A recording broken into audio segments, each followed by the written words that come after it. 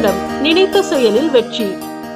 1ஆம் பாதத்தில் பிறந்தவர்களுக்கு அதிர்ஷ்டங்களை அள்ளி வழங்குவார். தொழிலில் முன்னேற்றம், நினைத்த செயலில் வெற்றி உண்டாகும்.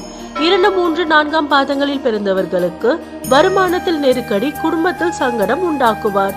சனி பகவான் சதயம் நட்சத்திரத்தில் சஞ்சரிக்கும் காலமான மார்ச் 16, 2024, ஜூன் 19, 2024 வரையிலும், நவம்பர் 4, 2024, பிப்ரவரி 27, 2025 வரையிலும் 4ஆம் பாதங்களில் பிறந்தவர்களுக்கும் அதிர்ஷ்ட பலன்களை உண்டாக்குவார். உத்திராடம் 1ஆம் பாதத்தில் பிறந்தவர்களுக்கு ஏப்ரல் 30, 2024 வரை 5ஆம் ஸ்தானத்திலும், மே 1, 2024, மே 13, 2025 வரை 6ஆம் ஸ்தானத்திலும், மே 14, 2025 முதல் 7ஆம் ஸ்தானத்திலும் சஞ்சரிக்க இருக்கிறார் குரு பகவான்.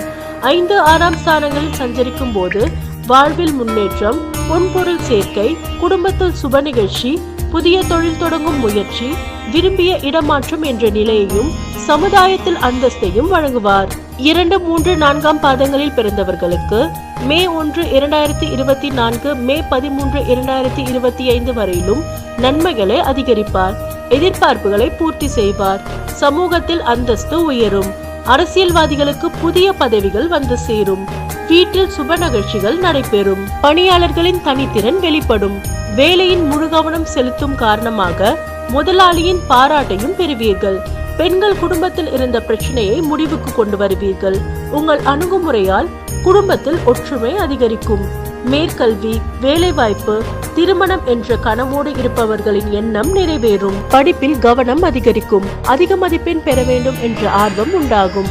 அதற்காக ஆசிரியர்களின் ஆலோசனைகளை ஏற்பீர்கள்.